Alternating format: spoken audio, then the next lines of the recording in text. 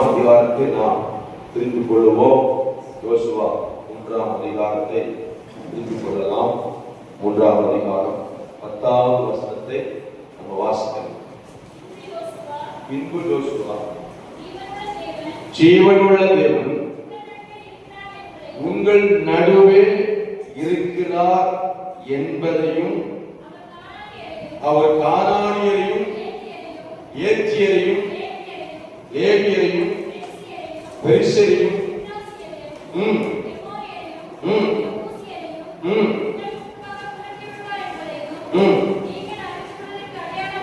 அடையாளமாக அல்லேலூயா சொல்லுங்க. அல்லேலூயா.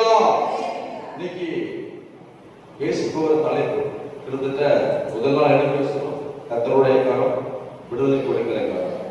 நேற்றுக்கு என்ன பேசணும்? கர்த்தருடைய கரம் இளைப்பு வாழ்க்கை கரம். நேற்றுக்கு என்ன பேசுனேன்? உங்க கரம் சத்ரு இருக்கும். ஆமென். அல்லேலூயா. யாரு கரம்? உங்க கரம். ஆமென் சொல்லுங்க. உங்க கரத்துல என்ன இருக்குது?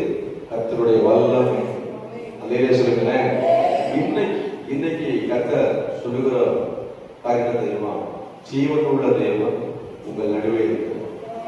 ஆமென். ஆமென் சொல்லுங்க. ஜீவனுள்ள தேவன் உங்க நடுவே இருக்கும்போது நிறைய நன்மைகளை செய்வார்.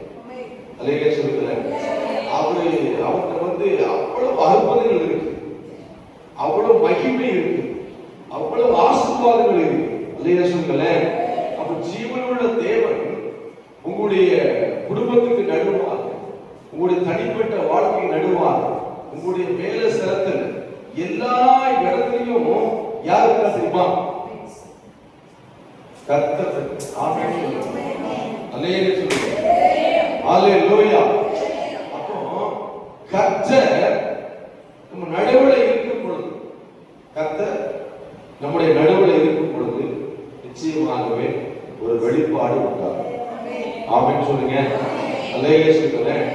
நல்லா கவனிங்க. இதுல 7 விதமான ஆவியை பார்க்கணும். எத்தனை ஆவியை பார்க்கணும்? எத்தனை ஆவி பார்க்கணும்? 7 ஆவி. இன்னைக்குன்னா ஆண்டவர் சமூகத்துல நான் ஜெபித்த பொழுது, ஆண்டவர் சமூகத்துல ஜெபித்த பொழுது எனக்கு இந்த வசனத்தை எனக்கு கோட்படி காண்பித்தார். அப்போ ஆண்டவர் நம்முடைய நடுவில் இருக்கும் பொழுது, நம்முடைய குடும்பத்து நடுவில் இருக்கும் பொழுது இந்த 7 ஆவி அவர் துரத்துவார். ஆமென் சொல்லுங்க. அங்க சொல்லுது பாருங்களேன். அங்க சொல்லுது, உங்களுக்கு முன்பாக துரத்தி விடுவார். அல்லேலூயா சொல்லுங்க. யாருக்கு முன்பாக துரத்துவாரா? சொல்லுங்க. யாருக்கு முன்பாக துரத்துவாரா? எனக்கு முன்பாக, என் குடும்பத்துக்கு முன்பாக. அல்லேலூயா சொல்லுங்க. அல்லேலூயா. வேதம் சொல்லுகிறது, முதலாவது அது எந்த ஆவி தெரியுமா? முதலாவது ஆவி கானானியர் ஆவி. சொல்லுங்க. கானானியர் ஆவி. வாயை திறக்க சொல்லுங்க. கானானியர் ஆவி. சொல்லுங்க. கானானியர் ஆவி. இந்த ஆவிக்கு என்ன கிரியை இருக்கு தெரியுமா? இந்த ஆவிக்கு அசுத்தமான கனவு கொண்டு வரும். என்ன கனவு கொண்டு வரும்?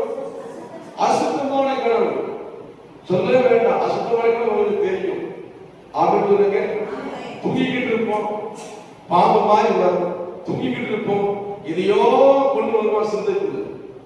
நீங்க வந்து அதை அனுப்பிச்சிருப்பீங்க, பாஸ்போர்ட் ஜோப் பண்ணிருப்பீங்க.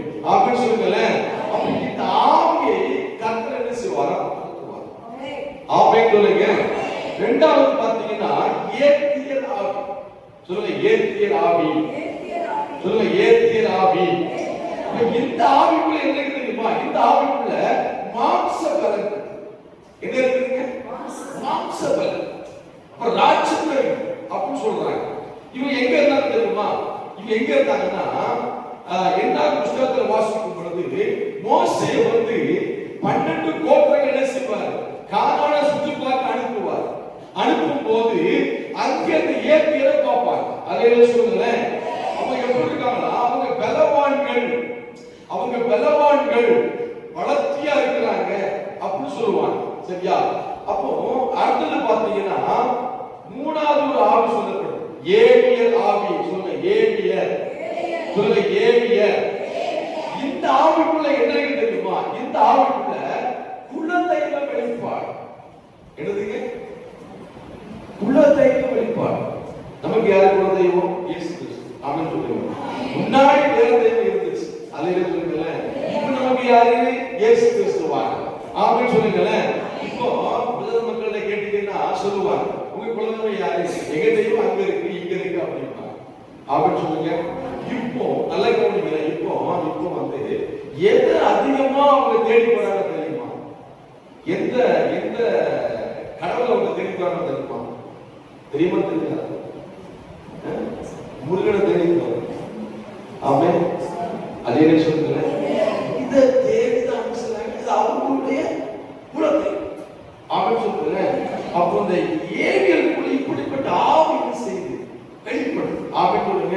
இதுக்கு என்ன பாருங்க, உடல் வலிமை, வீரம், அச்சுறுத்து தோற்றம். ஆமென் சொல்லுங்களேன். இந்த நாலாவது ஆவிக்கு தெரியல, அது விட்டுருவோம். ஐந்தாவது ஆவி பார்க்கும்போது கிருகாசிய சொல்லுங்க, கிருகாசிய சத்தமா சொல்லுங்க, கிருகாசிய. இந்த ஆவிக்குள்ள என்ன இருக்கு தெரியுமா? ஒருவர் மரணத்துக்கு பிறகு அவர் வசிக்கும் இடங்களிலே அலைந்து தெரியுமா? புரிஞ்சுக்கிட்டீங்களா? ஒரு மனுஷன் மறிச்சுட்டான்னா என்ன செய்வான்? அந்த இடத்துக்குள்ளேயே என்ன செய்வான்?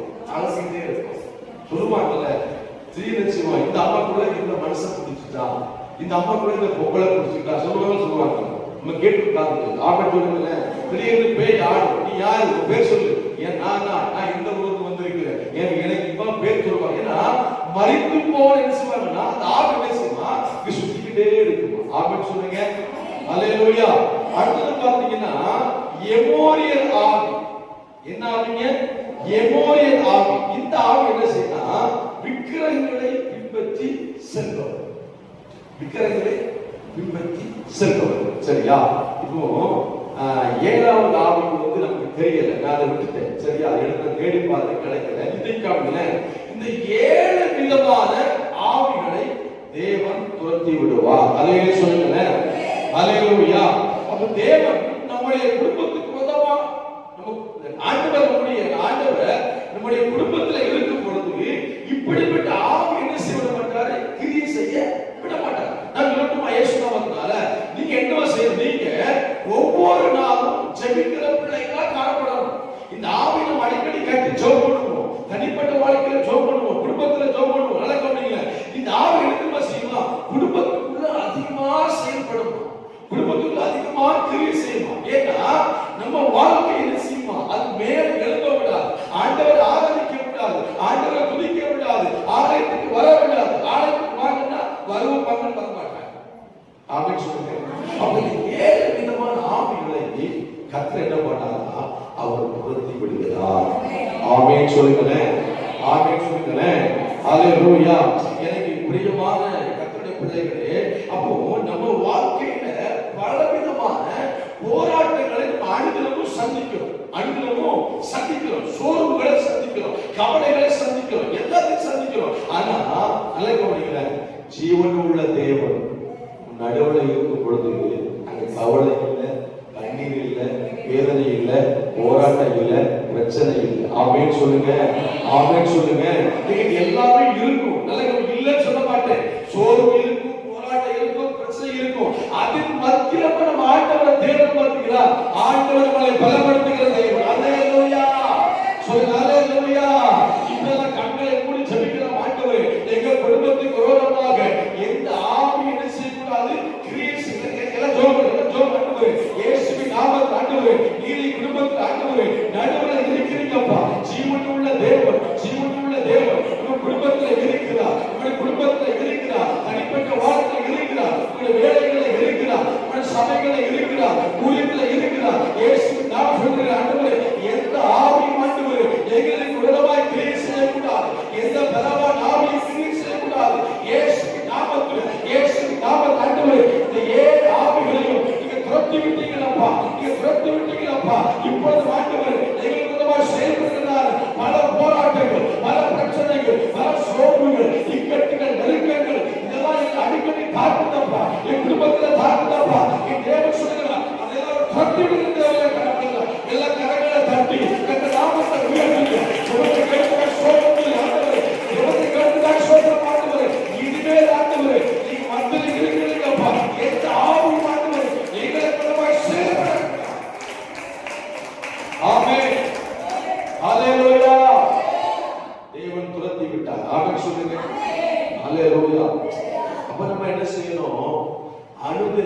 செய்யும். ஆமென். ஆமென் சொல்லுங்களேன். மீண்டும் ஒரு வசனத்தை மீண்டும் வாசித்து இன்புட் வாசிப்பா. ஜீவனுள்ள தேவன் உங்கள் நடுவிலே இருக்கிறார் என்பது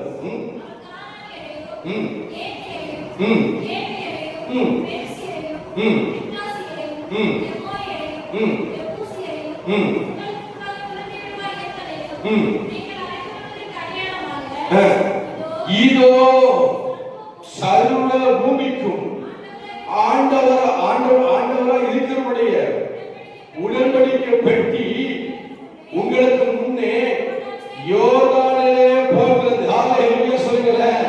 ஹalleluya சொல்லுங்களேன். நான் சொல்லுமா இயேசு நாமத்தினால தேவ பிரசன்னம் இருக்கிற வீட்டுக்குள்ள எந்த அசுத்தாவியும் தொட முடியாது. ஹalleluya. தேவ பிரசன்னம் இருக்கிற வீட்டுக்குள்ள எந்த பொல்லாதாவியும் வர முடியாது. உங்களை தொட முடியாது. ஆமென் சொல்லுங்களேன். உங்க சந்தோஷத்தை அழிக்க முடியாது. உங்க மகிழ்ச்சியை அழிக்க முடியாது. உங்க ஆனந்தத்தை அழிக்க முடியாது. ஏன் தேவன் சொல்றார்? ஏன்னா அவர் சர்வ பூமிக்கும் ஆண்டவராக இருக்கிறார். ஹalleluya சொல்லுங்க. ஹalleluya. வேதம் சொல்லுதுல வான சிங்காசனம் பூமி பாதப்படி, அவர் பாதப்படி இருக்கிற பிள்ளைகளை அவர் தொட விடணும். ஆமென். சத்தமா சொல்லுங்க. ஹalleluya. ஏன்னா அவர் பேர் என்ன? ஜீவனுள்ள தேவன். ஆமென். ஆண்டவரே இவருக்கு நீங்க தான்ப்பா. ஆமென் சொல்லுங்க. ஆமென் சொல்லுங்க. ஜீவனுள்ள தேவன் உங்க குடும்பத்தோடு இருக்கும் பொழுது பல நன்மைகளை அவர் தருவதற்கு ஆயத்தமுள்ள தேவனாக இருக்கிறார். ஆமென். ஹalleluya சொல்லுங்களேன். நல்ல கவனிக்கணும். தேவன் நம் குடும்பத்தின் நடுவில் இருக்கும் போது நமக்கு என்ன செய்வார்? நமக்கு என்ன செய்வார் தெரியுமா? யாத்ரா புஸ்தகத்துக்கு நீங்க வாங்க. யாத்ரா புஸ்தகம் 40ஆம் அதிகாரத்தில் இருக்கக்கூடிய யாத்ரா 40ஆம் அதிகாரத்துல நீங்க வாசிச்சீங்கன்னா அங்க ஒரு நல்ல ஒரு மகிமையான வார்த்தையை பார்க்கிறோம். 34 இருந்து 38 கூடிய வாசிக்கலாமா? அப்பொழுது ஒரு மேகம் ஆசரிப்பு கூடாரத்தை மூடினது. கர்த்தருடைய மகிமை வாசஸ்தலத்தை நிரப்பிற்று. மேகம் அதன் மேல் தங்கி கர்த்தருடைய மகிமை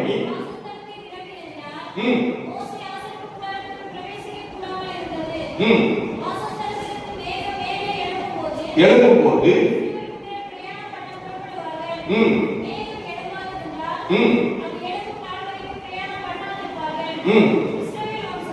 இஸ்ரவேல் வம்சத்தார் பண்ணும் எல்லா பிரயாணங்களிலும் அவர் எல்லாருடைய கண்களுக்கும் பிரதட்சியமாக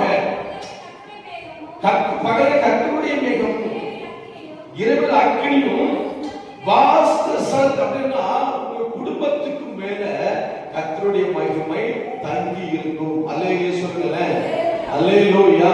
அப்ப ஜீவனுள்ள தேவன் நம்ம நடுவே இருக்கும் போது தேவனுடைய மகிமை தங்கிய ஆலயமே நம் வாழ்வின் மையமா இருக்கும். ஆமென். அல்லேலூயா சொல்லுங்களேன். இஸ்ரவேல் ஜனங்கள் எதை மகிமை வச்சுட்டாங்க தெரியுமா? கர்த்தருடைய மகிமை. கர்த்தருடைய மகிமை என்ன பண்ணாங்கன்னா மகிமை மையமா வச்சுக்கிட்டாங்க. ஆமென் சொல்லுங்களேன். நீங்க நம்ம நிறைய காரியங்களை மையமா வைக்கிறோம். எனக்கு அது வேணும், இது வேணும், இதுதான் கற்பனைக்கிறான் அங்கட்டுமா? இயேசு நாமத்துல சொல்றேன், நம்ம வாழ்க்கையில எது மையமா இருக்குன்னா கர்த்தருடைய மகிமை தான் உங்க குடும்பத்துக்குள்ள தனிப்பட்ட வாழ்க்கையில மையமா இருக்கும். ஆமென். ஆமென் சொல்லுங்க. அப்ப அங்க சொல்லப்படுது 38ல வாசிக்கிறோம், இஸ்ரவேல் வம்சத்தார் பண்ணும் எல்லா பிரயாணங்களிலும். அல்லேலூயா சொல்லுங்க. அல்லேலூயா. அப்ப பிரயாணத்துல கூட யார் வரனா? தேவ மகிமை வரும், தேவ வல்லமை வரும், அவருடைய கிருபை வரும். ஆமென் சொல்லுங்க. அப்ப எங்கெல்லாம் நம்ம பிரயாணப்பட்டு போறோம் ஜெபிக்க ஆண்டவரே நான் இந்த இடத்துக்கு போறேன், உங்க மகிமையை கூட வரணும். ஏன்னா மகிமை வந்தால் பாதுகாப்பு அடையலாம். ஆமென். அதே நம்ம எல்லா இடத்துக்கும் பிரயாணப்பட்டு போகிறோம், வேலைக்கு போகிறோம், கார்ல போறோம், பஸ்ல போறோம், பைக்ல போறோம், எல்லா இடத்துக்கும் போறோம்ல. போகும்போது நம்ம சொல்லுவோம், ஆண்டவரே நீங்க தான் எங்களுக்கு மையம், நீதான் எங்களுக்கு மையமா வரும். ஆமென் சொல்லுங்களேன். அல்லேலூயா, அல்லேலூயா. வேதத்தை வாசிக்கிறோம், அவருடைய அவங்க எல்லாருடைய கண்களுக்கும் பிரதட்சியமாக அப்ப என்ன செய்றாங்க?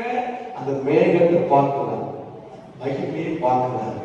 ஆமென் சொல்லுங்க, ஆமென் சொல்லுங்களேன். எனக்கு பிரியமான கர்த்தருடைய பிள்ளைகளே, தேவன் குடும்பத்தின் நடுவில் அவர் வாசம் பண்ணணும்னா, அவர் இருக்கணும்னா, கர்த்தருடைய மகிமை குடும்பத்துக்குள்ள எப்பொழுதும் நிரந்தரமாக வாசம் பண்ண வேண்டும். ஆமென், ஆமென் சொல்லுங்களேன். சங்கீதம் 8:7 வாசிங்க. சங்கீதம் 8:7 வாசிக்கும் பொழுது அங்கு ஒரு மகிமையான வார்த்தை இருக்கு. வாசிங்க சங்கீதம் 8:7, சங்கீதம் 17:15 வாசிக்கலாம். சித்திர வாசிங்க. சங்கீதம் 8:7 வாசிங்க, வாசிங்க.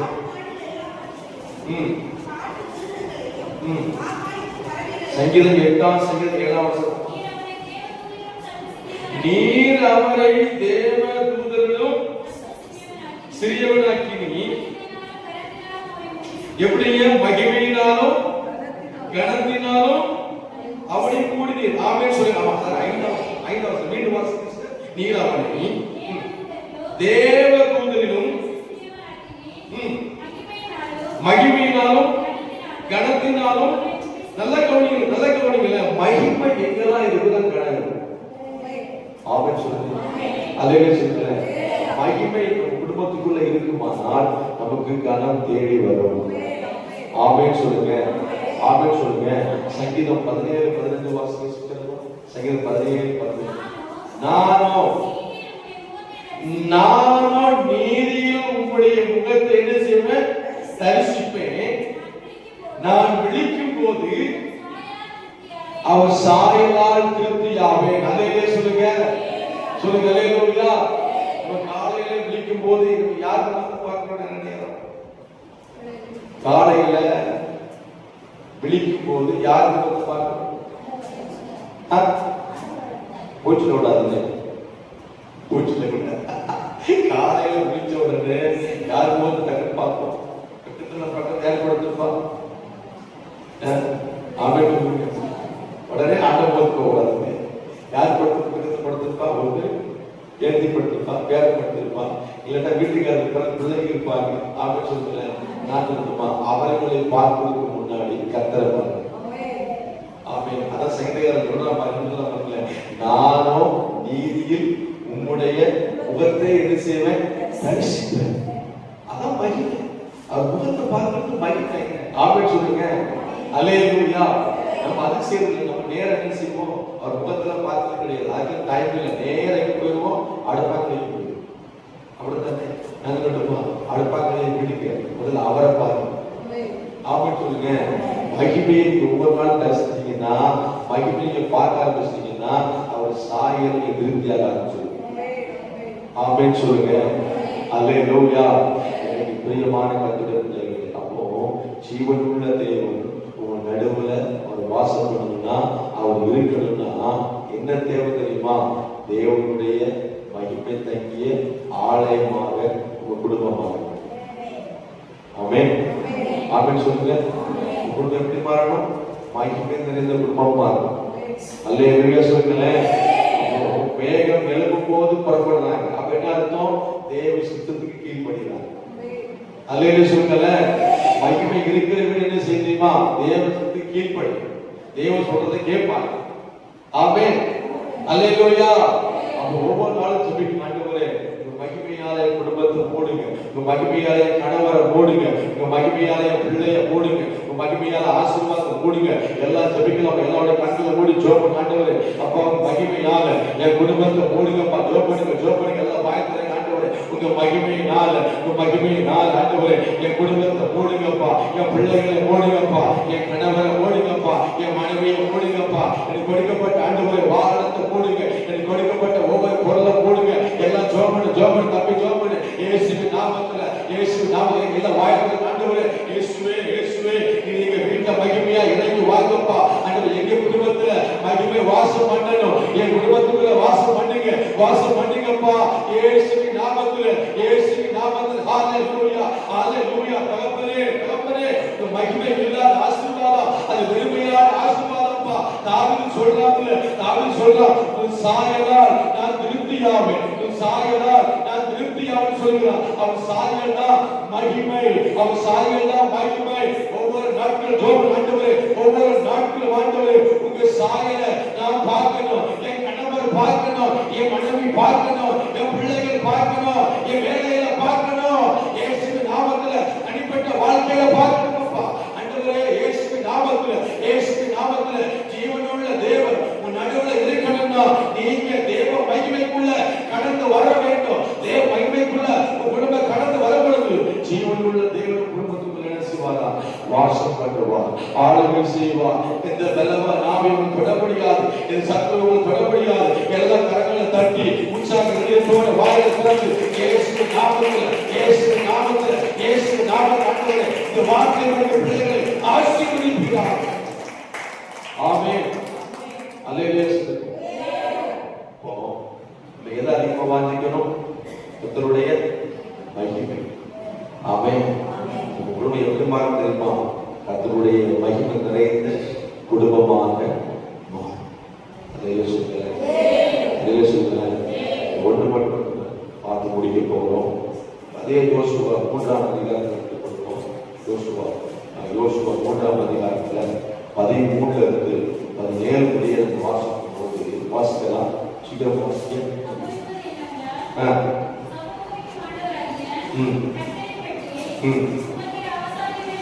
சுமக்கிற ஆசாருடைய உள்ளங்கள்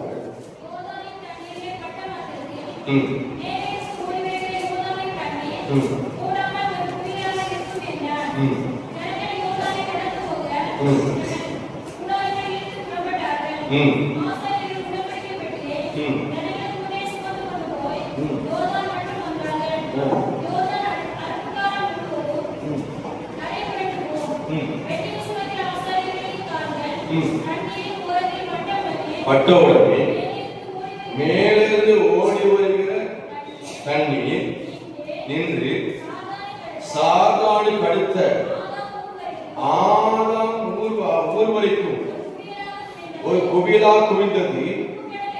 உப்புக்கடல் என்னும் சமமான வெளியின் கடலுக்கு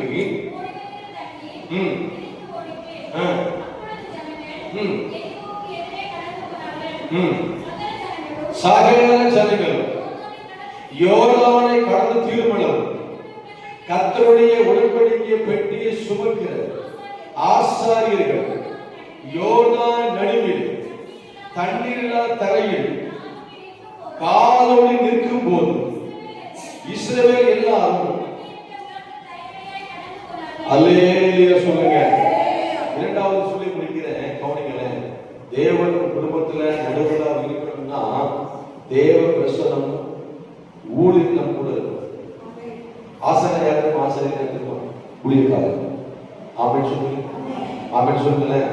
இப்ப ஆசிரியர் சொல்றாங்க, உடன்படிக்கை பெட்டிய சொத்து கொண்டு போறாங்க. எங்க கொண்டு போறாங்க? யோர்தான் நதிக்கு போறாங்க. ஆமென் சொல்லுங்க, ஆமென் சொல்லுங்க. இப்ப தேவ பிரசனத்தோட யார் இருப்பாங்க? ஊழியக்காரர் இருப்பாங்க. இப்போ அவங்க சுமந்து கொண்டு போகும்போது அது என்ன செய்யுதுன்னா அந்த யோர்தான் இரண்டாக பிளக்கிறது. அல்லேலூயா சொல்லுங்க. ஏன்னா அவங்களுக்குள்ள பரிசுத்த வல்லமை காணப்படும். அப்போ நிலைக்கணும் இல்ல, ஊழியக்காரர்களுக்குள்ள அந்த ஆசாரியருக்குள்ள ஒரு தெய்வ பயம் காணப்படும். அவங்க எப்பொழுது என்ன செய்வாங்க தெரியுமா?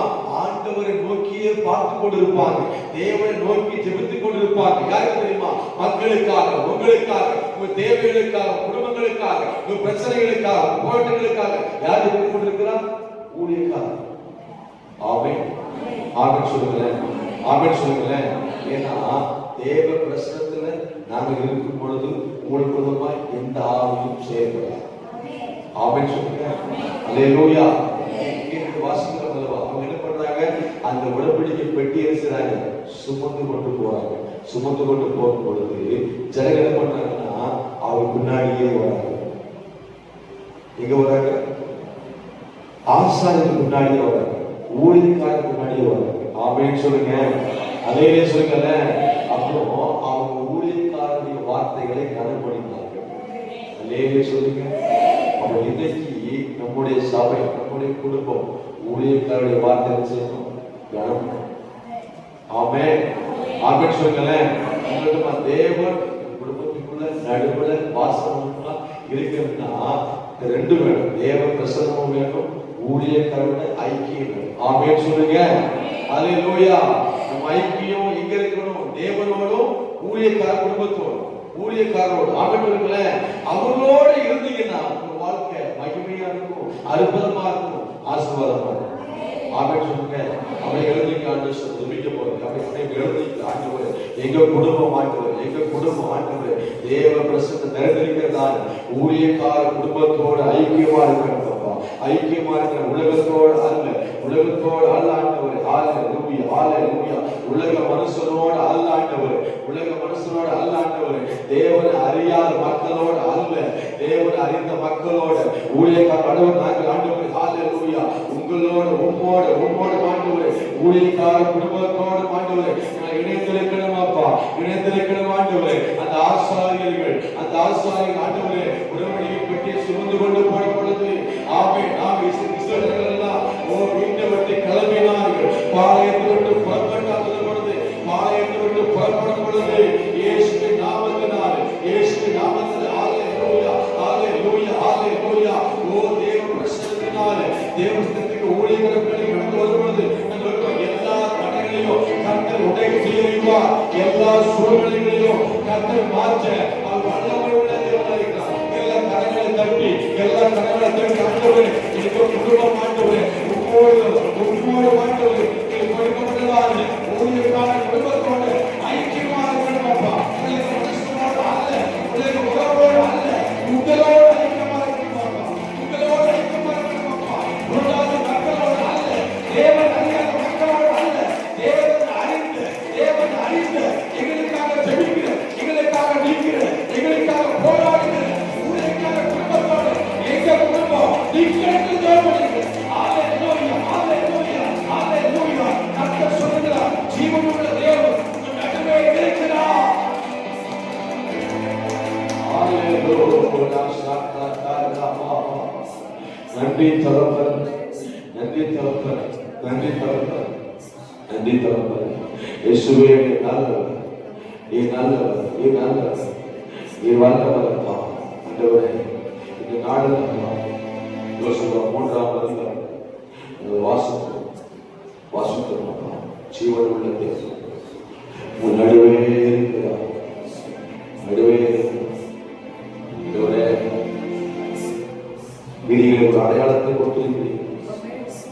இந்த 7 ஆவிகளும் துரத்து விட்டிருக்கிறீர்கள். அப்பா இதான் எங்களுக்கு அடையாளம். அன்றைக்கு இஸ்ரவேல் ஜனங்களுக்கு அடையாளமாக கொடுக்கிறீர்கள், எங்களுக்கு அடையாளமாக கொடுக்கிறீர்கள். 7 ஆவிகள் குடும்பத்துக்கு உன்னதமாய் செயல்படுகிறது. 7 ஆவிகள் துரத்து விட்டதுக்காக ஸ்தோத்திரம். அப்பா ஸ்தோத்திரமாக கர்த்தாவே, கர்த்தருடைய மகிமை அப்பா வீட்டுக்குள்ள தங்கள் கர்த்தருடைய மகிமை வீட்டுக்குள்ள வாசம் பண்ணப்படுது. அந்த குறையில் போராட்டம் இல்லை, எல்லாம் வரலாம். ஆனா எல்லாம் கர்த்தர் மாற்றி கொள்வோம், எல்லா சூழ்நிலையும் மாற்றி கொள்வோம். 2வது வாசகம் தேவ பிரசன்னம் ஊழியர்கள் அவரோட அவர் சொல்ற வார்த்தைகளை ஆமா அந்த ஆசாரியர்கள் புறப்பட்டாங்க. யோசுவா சொன்ன வார்த்தைகளை கேட்டாங்க. யோசுவா அப்படி ஊழியக்காரர் சொன்ன வார்த்தைகளை கேட்டாங்க. கேட்டு புறப்பட்டு போறாங்க. தடைகள் மாறுகிறது, பிரச்சனைகள் மாறுகிறது. இன்னைக்கு சொன்ன இயேசுவின் நாமத்தினால இங்க தேவனோடு உன் ஐக்கியமா அறிக்கப்படுது. உங்களுக்கு இருக்கிற எல்லா சூழ்நிலைகளும் எல்லா தடைகளை கற்று மாற்றி போட நன்றி தகப்பனே. துதிக்கிறோம். 4வது நாள் பேசின வார்த்தைகள்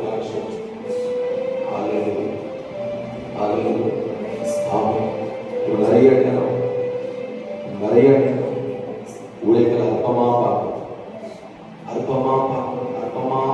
பார்க்க அப்படியே பழகிட்டு மற்றவங்க பார்க்குற மாதிரியே பார்க்கணும். மற்றவங்க பேசுற மாதிரியே நம்ம பேச முடியாது. இல்லை நாங்கள் கத்திரை சுமந்து கொண்டு அடைகிறோம். கர்த்தருடைய வார்த்தை சுமந்து கொண்டாடுகிறோம். உங்களை அற்பமா பார்க்க கூடாது. எல்லாம் ஊழியர்கள் கத்தோட வேலை செய்ய உங்களுக்கு ஊழியக்காக பேச உங்களுக்கு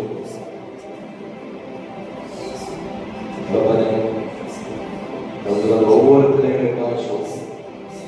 ஒவ்வொரு பிள்ளைகளையும் ஆசீர்வதிக்கிறார். கத்தருடைய மகிமைக்காக கூடவே அவர்களை காண சொல்லி பிள்ளைகளை பலப்படுத்துங்க. அந்த எல்லா பிள்ளைகளையும் சமூகம் சுபத்திரமாய் கொண்டு வந்தீங்க, சுபத்திரமாய் கொண்டு போகிறார். இயேசுவின் வீட்டு நல்ல பிதாவே, ஆமென் என்று சொல்லி என்னாத்துமாவே கர்த்தரை ஸ்தோத்திரம். என் குழுக்களை பரிசுத்த என் ஆத்துமாவே கர்த்தரை ஸ்தோத்திரம். கர்த்தர் செய்த சகல உபகாரங்களை ஆமென். அல்லேலூயா.